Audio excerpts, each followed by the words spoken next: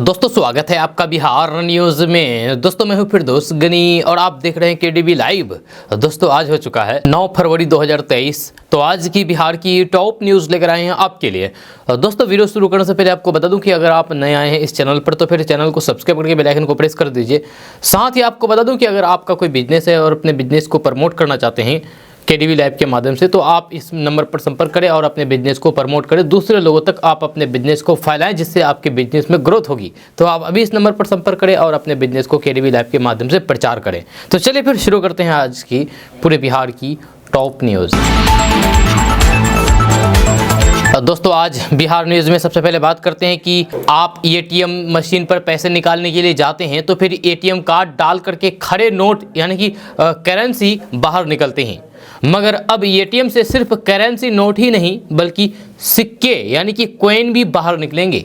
जी हाँ, बुधवार को 3 दिवसीय आरबीआई एमपीसी की बैठक के बाद गवर्नर शक्तिकांत दास ने लगातार छठी बार रेपो रेट में इजाफा की घोषणा करने के साथ ही क्यूआर आधारित वेंडिंग मशीन का पायलट प्रोजेक्ट लॉन्च करने का भी ऐलान किया है। जी हाँ, अब आपको एटीएम से नोट ही नहीं बल्कि सिक्के भी मिलेंगे। आरबीआई गवर्नर शक्तिकांत दास ने बताया है कि केंद्रीय बैंक क्यूआर आधारित वेंडिंग मशीन का पायलट प्रोजेक्ट लॉन्च करने जा रही है। इसका उद्देश्य सिक्कों की उपलब्धता को बढ़ाना है। उन्होंने बताया है कि रिजर्व बैंक शुरुआती चरण में इसे देश के 12 शहरों में शुरू करने जा रही है। इन क्यूआर कोड बेस्ड वेंडिंग मशीनों का इस्तेमाल यूपीआई के जरिए किया जाएगा और इनसे नोट की जगह सिक्के बाहर निकलेंगे। हालांकि इस पायलट प्रोजेक्ट के लिए किन 12 शहरों को चुना गया है इसका खुलासा नहीं किया गया है। तो दोस्तों बात करते हैं कि बिहार के सरकारी मदरसों में बड़े पैमाने पर गड़बड़ी हो रही है। इस गड़बड़ी की रिपोर्ट बिहार सरकार ने 10 फरवरी तक मांगा है। शिक्षा विभाग ने 27 जिलों से 10 फरवरी तक तमाम गड़बड़ियों की जांच करके रिपोर्ट मुख्यालय को भेज देने को कहा है। इस समय हाईकोर्ट के निर्देश पर इन मदरसों का अनुदान रोका गया है। इसी आधार पर जिलों के मदरसों के कर्मियों का वेतन अनुदान स्थगित कर दिया गया है। हाईकोर्ट के आदेश पर मदरसों की जांच कराई जा रही है। शिक्षा विभाग द्वारा डीईओ और फिर डीपीओ को दिए निर्देश में कहा गया है कि हाईकोर्ट के आदेश के आलोक में जब तक ये जाँच नहीं हो जाती है तब तक इनका अनुदान स्थगित रहेगा। अपर मुख्य सचिव दीपक कुमार सिंह ने बताया है कि 10 फरवरी तक जांच रिपोर्ट मांगी गई है। जिन जिलों में जांच चल रही है उनमें पटना, मुजफ्फरपुर, भागलपुर, गया, पूर्णिया, खगड़िया, बांका, बेगूसराय, कटिहार, मधुबनी, किशनगंज, शिवहर, सिवान, पश्चिमी चंपारण और पूर्वी चंपारण, रोहतास, शेखपुरा, समस्तीपुर, सहरसा, सीतामढ़ी, सारण, सुपौल, दरभंगा, वैशाली, अररिया, औरंगाबाद और गोपालगंज जिला शामिल है। दोस्तों बात करते हैं कि लोकसभा चुनाव 2024 में भाजपा के खिलाफ एकजुटता से शंखनाद करने के लिए बिहार के महागठबंधन के घटक दल पूर्णिया में विपक्षी एकता का प्रदर्शन करेंगे। जब पूर्णिया के रणभूमि मैदान में 25 फरवरी को बिहार महागठबंधन का आम सभा होगा। महागठबंधन के घटक दलों की ओर से बुधवार को आयोजित एक साझा प्रेस कॉन्फ्रेंस में ऐलान किया है कि 25 फरवरी को रणभूमि मैदान के कार्यक्रम में रैली होगी। इसमें गठबंधन के तमाम नेता शामिल होंगे। जहां राजद, जदयू, कांग्रेस सहित महागठबंधन के अन्य घटक दलों ने केंद्र के खिलाफ महागठबंधन का महाजुटान करने का निर्णय लिया है। जदयू के प्रदेश अध्यक्ष उमेश कुशवाहा ने कहा कि केंद्र सरकार के खिलाफ में पूर्णिया के रणभूमि मैदान से लोकसभा चुनाव की तैयारी को लेकर के शंखनाद होगा। इसमें जदयू के सभी बड़े नेता शामिल होंगे। वहीं कांग्रेस नेता डॉक्टर मदन मोहन झा ने कहा है कि हम केंद्र की सरकार को उखाड़ फेंकने का काम करेंगे। जहां बिहार में सत्ता परिवर्तन होता है इस बार भी यही होगा। इसका आगाज करने के लिए पूर्णिया के रणभूमि मैदान से बड़ी शुरुआत होगी। राजद के प्रदेश अध्यक्ष जगदानंद सिंह ने भी कहा है कि बिहार हमेशा बदलाव को करने वाला प्रदेश रहा है। इस बार भी विपक्षी एकता की मिसाल दिखेगी। ये पूर्णिया से शुरू होगी और फिर पूरे देश में इसका संदेश जाएगा। दोस्तों बात करते हैं कि भारत सरकार अपने सबसे महत्वाकांक्षी योजना पीएम किसान सम्मान निधि योजना के तहत देश भर के करोड़ों किसानों को हर साल 6,000 रुपये नगद की राशि देती है। इसके तहत हर चौथे महीने उनके खाते में डायरेक्ट बेनिफिट स्कीम के तहत 2,000 रुपये ट्रांसफर किए जाते हैं, जिसमें कई अपत्रित किसानों से पैसे वापस भी लिए गए हैं। लेकिन तब से ही लगातार ये बातें उठ रही है कि किसानों को मिलने वाली राशि की रकम काफ़ी कम है, जिसे केंद्र सरकार को बढ़ाना चाहिए। ऐसे में कई बार ये बातें भी हुई है कि सरकार अगली बार से पीएम किसान सम्मान निधि योजना की राशि में बढ़ोतरी कर रही है, लेकिन अब केंद्र सरकार ने साफ कर दिया है कि फिलहाल उनकी ऐसी कोई भी मंशा नहीं है। जैसे कि आपको मालूम होगा कि अगर आपको पीएम किसान सम्मान निधि योजना का लाभ मिल रहा है तो आपको हर 4 महीने पर 2000 रुपये दिया जाता है भारत सरकार की तरफ से। लेकिन ये अफवाह फैलाई जा रही थी कुछ दिन से और सोशल मीडिया पर तरह तरह की खबरें शेयर की जा रही थी कि अब केंद्र सरकार 2000 के बदले 4000 कर देने वाली है। जी हाँ, लेकिन केंद्र सरकार ने इस पर विराम लगा दिया है कि ऐसी कोई बात नहीं है, 2000 रुपये दिए जाएंगे, 4000 नहीं दिए जाएंगे। दोस्तों, बात करते हैं कि प्रधानमंत्री नरेंद्र मोदी राष्ट्रपति अभिभाषण पर लोकसभा में धन्यवाद प्रस्ताव पर हो रही चर्चा का जवाब दे रहे थे। अपने भाषण के शुरू में प्रधानमंत्री नरेंद्र मोदी ने कहा है कि इस बार मैं धन्यवाद के साथ साथ राष्ट्रपति जी का अभिनंदन भी करना चाहता हूं। गणतंत्र के मुखिया के रूप में उनकी उपस्थिति ऐतिहासिक तो है ही, देश की कोटि कोटि बेटियों के लिए ये बहुत बड़ा प्रेरणा का अवसर भी है। प्रधानमंत्री नरेंद्र मोदी ने कांग्रेस नेता राहुल गांधी का नाम लिए बिना उन पर निशाना साधा है। जब प्रधानमंत्री नरेंद्र मोदी ने कहा है कि यहाँ चर्चा में हर किसी की ने अपने अपने आंकड़े और तर्क दिए हैं, जब अपनी रुचि, प्रवृत्ति और प्रकृति के अनुसार अपनी बातें रखी है, और जब इन बातों को समझने का प्रयास करते हैं तो फिर ये भी ध्यान में आता है कि किसकी कितनी क्षमता, योग्यता, इरादा है। देश इन सभी का मूल्यांकन करता है। प्रधानमंत्री नरेंद्र मोदी ने कहा है कि जनजातीय समुदाय के प्रति नफरत भी दिखाई दी है और हमारे जनजातीय समाज के प्रति उनकी सोच क्या है, लेकिन जब इस प्रकार की बातें टीवी के सामने कही गई तो फिर भीतर पड़ा हुआ जो नफरत का भाव था वह सच बाहर आ ही गया। अपने भाषण में प्रधानमंत्री नरेंद्र मोदी ने कहा है कि राष्ट्रपति जी का भाषण हो रहा था तो कुछ लोग कन्नी भी काट गए। एक बड़े नेता महामहिम राष्ट्रपति जी का अपमान भी कर चुके हैं। राष्ट्रपति जी ने अपने भाषण में कहा था, जो भारत अपने अधिकांश समस्या के लिए दूसरे पर निर्भर था वह आज दुनिया की समस्याओं के समाधान का माध्यम बन रहा है। पीएम मोदी ने कहा है कि जब राष्ट्रपति जी के भाषण पर चर्चा में सुन रहा था तो फिर मुझे लगा कि बहुत सी बातों को मौन रह करके स्वीकार किया गया है। दोस्तों, बात करते हैं कि बिहार के मुख्यमंत्री नीतीश कुमार ने कल कैबिनेट की मीटिंग बुलाई थी। जब मंत्रिपरिषद की बैठक में कई महत्वपूर्ण एजेंडों पर मुहर लगी है। जब कैबिनेट की मीटिंग में कुल 18 एजेंडों पर मुहर लगी है। इनमें गोपालगंज के भोरे में एक नए बिजली सब स्टेशन, संचरण लाइन एवं हथुआ ग्रिड सब स्टेशन में 2 लाइन विनिर्माण के लिए 123 करोड़ 53 लाख रुपए की योजना की स्वीकृति दी गई है। राज्य के माध्यमिक एवं उच्च माध्यमिक विद्यालय में छात्र छात्राओं को कंप्यूटर शिक्षा उपलब्ध कराने के लिए प्रति विद्यालय एक कंप्यूटर शिक्षक की दर से 7360 उच्च माध्यमिक कंप्यूटर शिक्षक के पदों के सृजन की स्वीकृति दी गई है। बिहार राज्य खेल प्राधिकरण द्वारा नीट एग्जाम प्रतियोगिता आयोजन के लिए 6 करोड़ रुपए अग्रिम स्वीकृति दी गई है। वाणिज्य कर विभाग द्वारा पेशा कर में की गई कटौती से संचित 75 करोड़ की राशि को सहायक अनुदान के रूप में बिहार के नगर निकायों के बीच जनसंख्या के आधार पर व्यय करने की स्वीकृति दी गई है। वहीं पर पटना मेट्रो रेल परियोजना के स्टेशन निर्माण एवं अलाइनमेंट के लिए राज्य सरकार की भूमि को नगर विकास एवं आवास विभाग को स्कूल का हस्तांतरण किया गया है। दोस्तों, बात करते हैं कि बिहार में जारी सियासी सरगर्मी के बीच आरजेडी प्रमुख लालू प्रसाद यादव किडनी के सफल ऑपरेशन के बाद वापस लौट रहे हैं। ऐसे में ये माना जा रहा है कि उनके लौटने के बाद बिहार की सियासत में बड़े बदलाव हो सकते हैं। लालू प्रसाद यादव के दिल्ली आने के बाद पटना लौटने की भी संभावना व्यक्त की जा रही है। लालू प्रसाद यादव के आने की खबरों के बीच बिहार की सियासत में और हलचल तेज हो गई है। यहाँ तक समझा जा रहा है कि लालू प्रसाद यादव के पटना आने के बाद जल्द ही तेजस्वी यादव की ताजपोशी भी हो सकती है। या शायद यही कारण है कि उपेंद्र कुशवाहा के द्वारा राजद के साथ हुई डील के बारे में सवाल उठाया जा रहा है। उपेंद्र कुशवाहा के द्वारा लगातार उस डील के खुलासे की मांग की जा रही है जो महागठबंधन की सरकार बनने से पहले मुख्यमंत्री नीतीश कुमार और तेजस्वी यादव के बीच हुआ था। हालांकि नीतीश तेजस्वी के साथ जदयू और राजद इस तरीके की किसी डील से इनकार करती है, लेकिन ऐसा माना जा रहा है कि तेजस्वी यादव को मुख्यमंत्री की गद्दी सौंप करके नीतीश कुमार के केंद्रीय राजनीति में सक्रिय होने की डील की गई थी।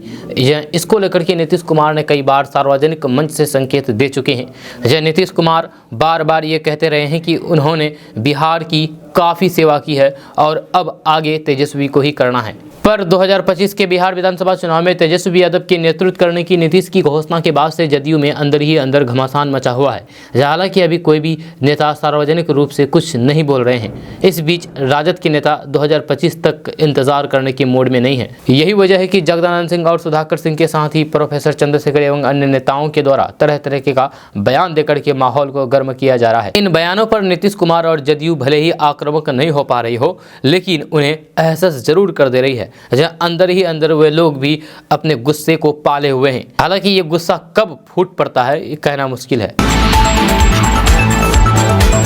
दोस्तों बात करते हैं कि लोकसभा चुनाव 2024 में मुख्यमंत्री नीतीश कुमार और फिर लालू प्रसाद यादव की जोड़ी अगर उस वक्त तक साथ रह गई तो फिर बिहार में धमाका कर सकती है। जी हाँ, यहाँ हम जदयू और फिर आरजेडी के साथ की गई बात इसीलिए कह रहे हैं क्योंकि सियासी गलियारों में बयानों के साथ साथ कई तरह की अटकलें भी लगाई जा रही है। ऐसे में पहले से ये तय मान लेना भी बहुत आसान नहीं है। इस लोकसभा चुनाव में बिहार इसलिए सबकी नज़र पर है क्योंकि नीतीश कुमार विपक्ष दल को एकजुट करने में लगे हैं।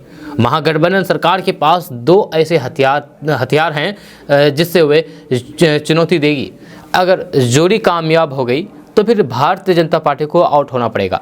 भारतीय जनता पार्टी को झटका लग सकता है। जब बिहार में जातियों के बल पर ही राजनीति होती रही है, दो हथियारों में महागठबंधन के पास ये पहला हथियार है जिस पर कब्जा करने के लिए दल के नेता हर चाल चलेंगे। अगर दूसरा हथियार की बात करें तो वह बिहार में हो रही जाति आधारित जनगणना। इन्हीं दोनों को आधार बनाते हुए प्लान तैयार होगा। जाति आधारित जनगणना का सरकार फायदा गिनाएगी और इसे लोकसभा चुनाव के दौरान लोगों के बीच पहली प्राथमिकता पर रखेगी। बिहार में जाति आधारित गणना 31 मई तक समाप्त हो जाएगी। जो उम्मीद है कि इसके बाद महागठबंधन सरकार बिहार में एक्शन मोड में दिखेंगे। पिछले 32 सालों से बिहार में पिछड़ी जाति का शासन चल रहा है। चाहे लालू प्रसाद यादव हो या फिर मुख्यमंत्री नीतीश कुमार, दोनों पिछड़े समाज से आते हैं। बिहार में लगभग 52% पिछड़ों की आबादी है। जहाँ अभी देश में 49% आरक्षण है, जिसमें पिछड़ी जाति को 27, अति पिछड़ी जाति को 15 और अनुसूचित जनजाति को 7.5% आरक्षण दिया गया है। दोस्तों बात करते हैं कि मुख्यमंत्री नीतीश कुमार लगातार 2005 से अभी तक मुख्यमंत्री पद पर बने हुए हैं। यह बिहार में सबसे ज़्यादा दिनों तक मुख्यमंत्री के पद पर बने रहने और फिर 8 बार शपथ लेने का रिकॉर्ड भी कायम कर चुके हैं। इसकी मुख्य वजह यह भी है कि उनका मुख्य वोट बैंक कुर्मी, कोयरी, कुशवाहा, धानुक, जयसवार, चंदेल, समसवार सहित कई पिछड़ा समाज नीतीश कुमार के साथ शुरू के दौर से है। नीतीश कुमार इन जातियों को अपना वोट बैंक मानते हैं। साल 1994 में लालू प्रसाद यादव के जनता दल से अलग होने के बाद नीतीश कुमार ने अपनी अलग समता पार्टी बनाई थी। उन्होंने 1994 के 12 फरवरी को पटना के गांधी मैदान में कुर्मी चेतना विशाल रैली किया था। इसमें इन सब जातियों ने बढ़ चढ़ कर के भागीदारी ली थी। लालू प्रसाद यादव से अलग होने के 6 महीने बाद 1995 के बिहार विधानसभा चुनाव में उन्हें प्रथम बार यानी कि पहली बार में ही 7 सीटें मिली थी। उसके बाद 2000 में नीतीश कुमार को इन्हीं जातियों का बदौलत 34 सीटें मिली थी। साल 2005 में बीजेपी के साथ गठबंधन करके नीतीश कुमार मुख्यमंत्री की कुर्सी पर काबिज हुए, लेकिन पिछले कुछ सालों से नीतीश कुमार का ये वोट बैंक में बिखराव है, मांग कर रहे हैं। दोस्तों बात करते हैं कि बिहार विधान परिषद में नेता प्रतिपक्ष सम्राट चौधरी ने कहा कि छपरा और गोपालगंज की हालिया घटना से साफ है कि एक बार फिर से जंगल राज कायम हो चुका है। गुंडों और अराजक तत्वों के आतंक से कोई भी सुरक्षित नहीं है। कोई भी ऐसा दिन नहीं गुजर रहा है जब हत्या, लूट, डकैती और अनेक घटनाएं, बड़ी घटनाएं नहीं घट रही है। सत्ता संरक्षण में अपराधियों द्वारा बिहार को एक बार फिर से 1990 के दशक में ढकेलने की साजिश लगातार की जा रही है। जातीय उन्माद पैदा करके सामाजिक माहौल को बिगाड़ा जा रहा है। उन्होंने कहा कि बिहार में कानून व्यवस्था पूरी तरीके से चौपट हो चुकी है, ध्वस्त हो चुकी है। पूरे बिहार में अपराधियों का बोलबाला है। बिहार में प्रत्येक दिन हत्या, लूट और भी जघन्य जैसी दर्जनों संगीन घटनाएं हो रही है। सरकार एवं प्रशासन मुख्य दर्शक बनी हुई है। सम्राट चौधरी ने सवालिया लहजे में सीएम नीतीश कुमार पर हमला बोलते हुए कहा कि मुख्यमंत्री हमें बताएं कि कौन ऐसा दिन बाकी रह जा रहा है जिस दिन समूचे बिहार में लोगों की निर्मम हत्याएं, gas agency, petrol pump, jewellers shop और होटलों को निशाना नहीं बना जा रहा हो। उन्होंने कहा कि नीतीश सरकार बिहार में घटित हो रहे अपराध पर नकेल कसने में पूरी तरीके से फेल हो गई है। जहां अपराधियों पर कोई कार्रवाई नहीं कर रही है। अब नीतीश कुमार चुपचाप इस्तीफा दे दें और राजद के सुझाव आश्रम में जाकर के आराम करें। बिहार की जनता अब उन्हें झेलने की स्थिति में नहीं है। दोस्तों बात करते हैं कि पूर्व मंत्री और वीआईपी सुप्रीमो मुकेश सहनी ने छपरा में जारी तनाव को देखते हुए वहां के लोगों से शांति और फिर सद्भाव बनाए रखने की अपील की है। मुकेश सहनी ने कहा है कि बिहार सरकार और पुलिस प्रशासन अपने स्तर पर काम कर रहे हैं। जब मंगलवार को एक बयान जारी करते हुए मुकेश सहनी ने कहा है कि छपरा में जो हुआ वह दुर्भाग्यपूर्ण है, जहाँ ऐसा नहीं होना चाहिए था। साथ ही उन्होंने ये भी कहा कि अभी तक जो खबरें निकल करके सामने आ रही है उसमें शुरुआती दौर में ऐसा महसूस हो रहा है कि अगर पुलिस प्रशासन वक्त रहते कड़े कदम को उठाते हैं तो फिर ऐसी नौबत नहीं आती। मुकेश सहनी का ये भी कहना था कि हालांकि प्रशासन ने अब व्यापक कदम को उठाया है, ऐसे में आम लोगों को भी धैर्य रखने की जरूरत है। मुकेश सहनी का ये भी कहना था कि जातीय विद्वेष से किसी का भी भला नहीं हो सकता है, या इससे समाज को भी क्षति होती है। ऐसे में लोगों को पुरानी बातों को भूल करके एक साथ आगे आने की जरूरत है। हालांकि मुकेश सहनी ने यह भी कहा कि राज्य सरकार को इस बात पर भी विशेष ध्यान देना होगा कि आखिर कहां और फिर कैसे प्रशासनिक चूक हुई है जिससे वे चिंगारी आग में भड़क उठी। साथ ही वैसे अपराधियों को भी दंडित किया जाए जिन्होंने वक्त रहते हुए उचित कदम को नहीं उठाया।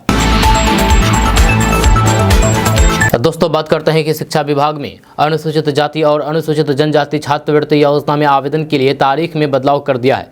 यह विभाग द्वारा इसके लिए जानकारी भी उपलब्ध करा दी गई है। आपको बता दें कि शिक्षा विभाग के निदेशक द्वारा दी गई जानकारी के अनुसार अनुसूचित जाति प्रवेशकोत्तर छात्रवृत्ति योजना एवं अनुसूचित जनजाति प्रवेशकोत्तर छात्रवृत्ति योजना तथा मुख्यमंत्री अनुसूचित जाति एवं अनुसूचित जनजाति प्रवेशकोत्तर छात्रवृत्ति योजना के तहत शैक्षणिक साल 2022-23 में आवेदन आमंत्रित किया गया था। इसके लिए अंतिम तिथि 31 जनवरी निर्धारित की गई थी। अब इसकी तारीख को विस्तार कर दिया गया है, यानी कि इसकी तारीख बढ़ा दी गई है। दोस्तों, बात करते हैं कि बिहार में 5G मोबाइल सर्विस लॉन्च होने के बाद लाखों मोबाइल धारक कॉल ड्रॉप, बातचीत के दौरान फ़ोन कट जाने या फिर इंटरनेट की स्लो स्पीड से काफ़ी परेशान हैं। जब बिहार में रिलायंस जियो और फिर एयरटेल की 5G सर्विस लॉन्च हो चुकी है। एयरटेल ने पटना के 8 इलाकों में तथा रिलायंस जियो ने पटना, मुजफ्फरपुर, गया और भागलपुर में 5G सर्विस लॉन्च की है। लेकिन मोबाइल धारकों की परेशानी कम नहीं हुई है बल्कि और बढ़ गई है। जब नेट का स्पीड भी काफ़ी स्लो मिल रहा है, जब वहीं नए सिम को एक्टिव करने में भी काफ़ी परेशानी आ रही है। आपको बता दें कि बिहार में 5G की एंट्री के बाद से जियो और एयरटेल का 4G नेटवर्क भी पहले की तरह वर्क नहीं कर रहा है। जहाँ 5G नेटवर्क होता है फास्ट स्पीड के लिए, लेकिन यहाँ पर और ज़्यादा स्लो हो गया है पहले से। यह दोनों की स्थिति खराब है। इन नेटवर्क पर कॉल ड्रॉप की समस्या काफ़ी ज़्यादा आ रही है, या साथ ही इंटरनेट कनेक्टिविटी नहीं मिल पा रही है। दोस्तों, बात करते हैं कि तुर्की में आए महाविनाशकारी भूकंप में फंसे हजारों लोगों की मदद के लिए भारत ने NDRF की तीसरी टुकड़ी आज वाराणसी से रवाना हो गई।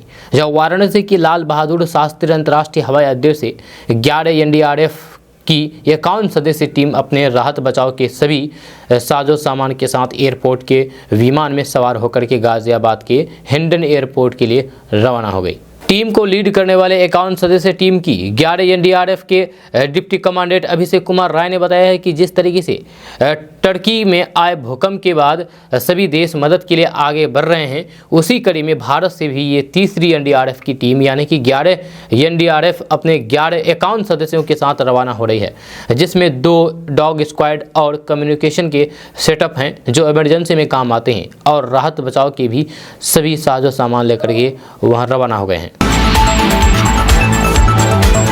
दोस्तों, बात करते हैं कि बिहार, झारखंड सहित देश के लगभग हर हिस्से में भ्रष्टाचार के खिलाफ एजेंसियों की तरफ से लगातार कार्रवाई की जा रही है। जब ऐसे में बिहार में लगातार एजेंसियों की तरफ से कार्रवाई की जा रही है।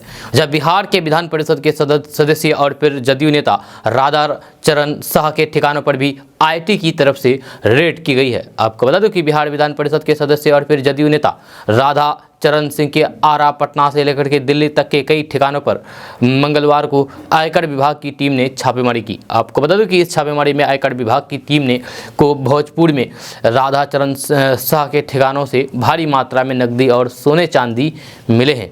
आपको बता दूं कि आरा में राधा चरण शाह के आवास, फार्म हाउस, होटल, रिसोर्ट पर एक साथ कार्रवाई की गई है, जिसमें इतनी बड़ी मात्रा में संपत्ति बरामद की गई है। यहाँ छापेमारी के दौरान आयकर विभाग को इतनी मात्रा में नकदी मिली है कि इन्हें गिनने के लिए IT की टीम को 2 नोट गिनने की मशीनें SBI से मंगानी पड़ी। या सूत्रों की माने तो यहाँ 1 करोड़ से ज़्यादा की नकदी बरामद हुई है। साथ ही करोड़ों से ज्यादा का बैंक लेन देन भी बताया जा रहा है। इस पूरे मामले में अभी तो कोई आधिकारिक बयान अभी नहीं आया है, लेकिन ऐसे में इसकी आधिकारिक तौर पर पुष्टि नहीं हुई है। यह छापेमारी के दौरान एसएसबी समेत अन्य केंद्रीय बलों की टीम को सहयोग के लिए लगाया गया है। आयकर विभाग की ये छापेमारी मंगलवार की सुबह से प्रारंभ शुरू होकर के देर रात तक की जा रही है। आपको बता दें कि राधाचरण शाह बिहार जदयू के वरिष्ठ नेता होने के साथ ही पार्टी के प्रदेश महासचिव भी हैं। उनका नाम बालू सिंडिकेट से भी जोड़ा जाता रहा है।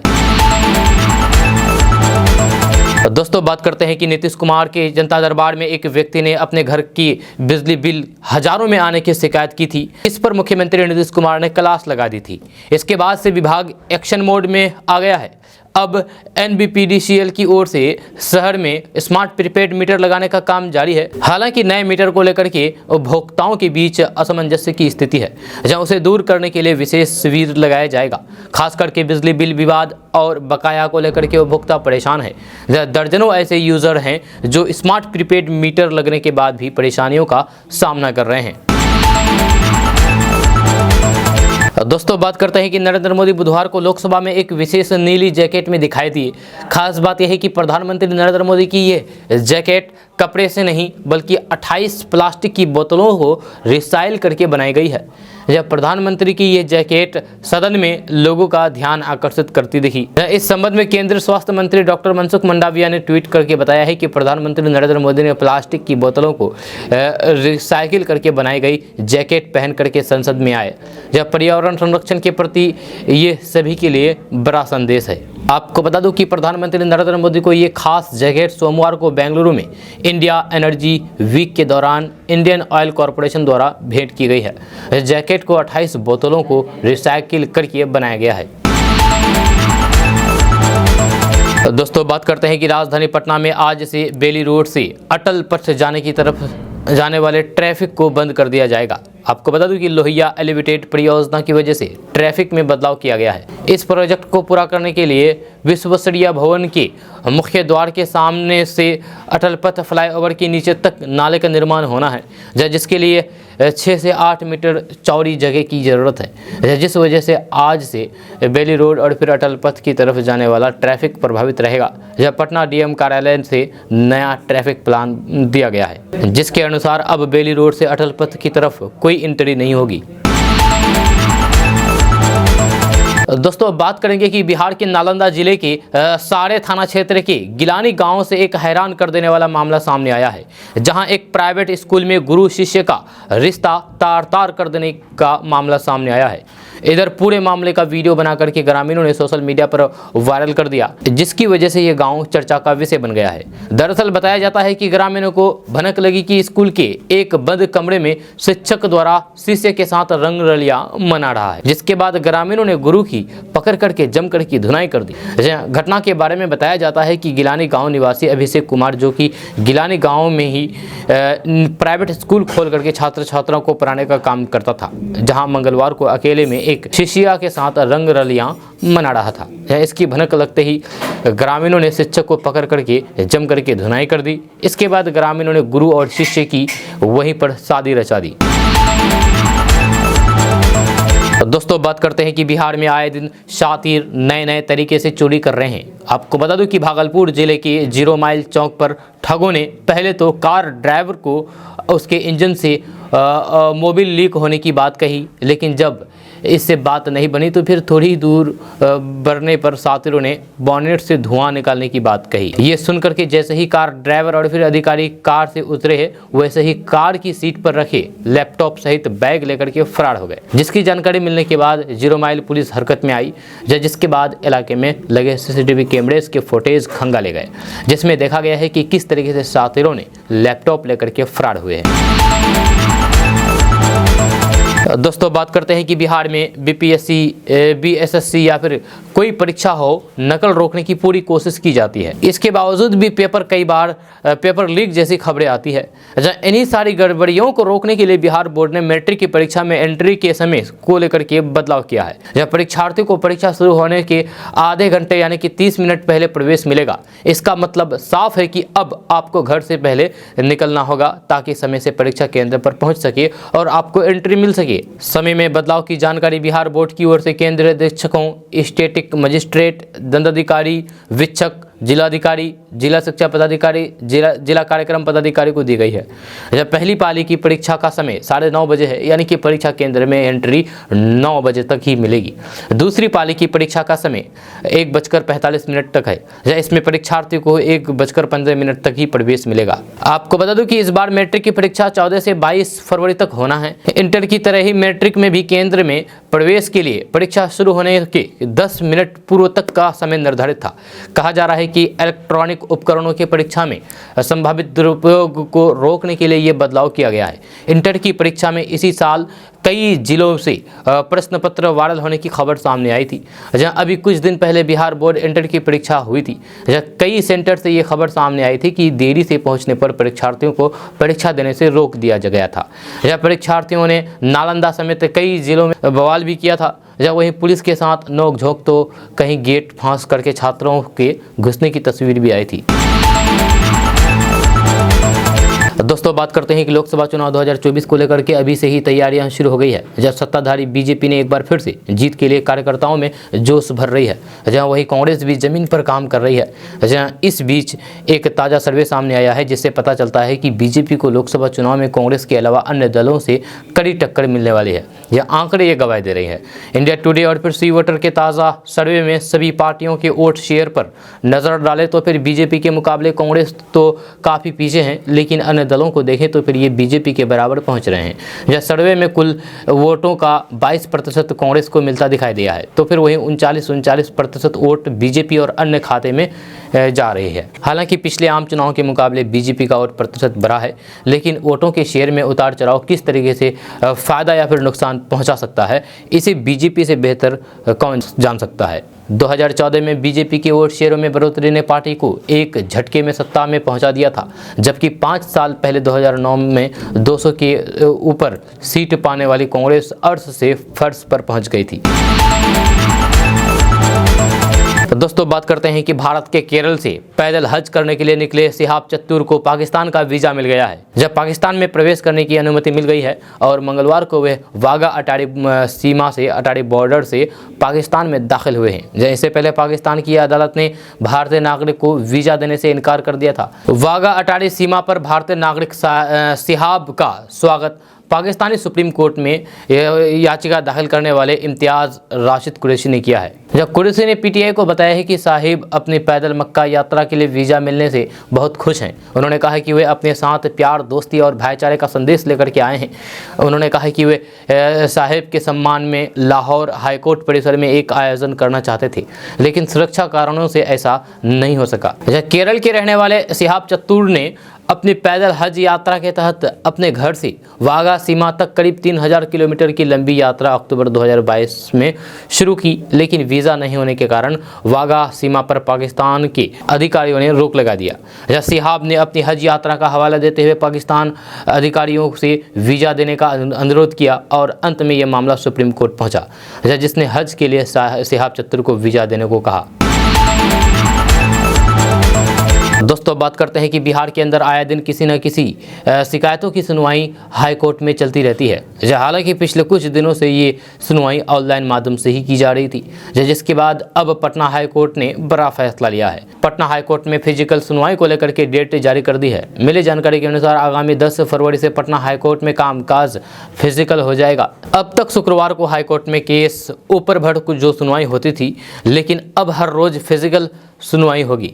इस बात की जानकारी महानिबंधक की ओर से नोटिस जारी करके दी है।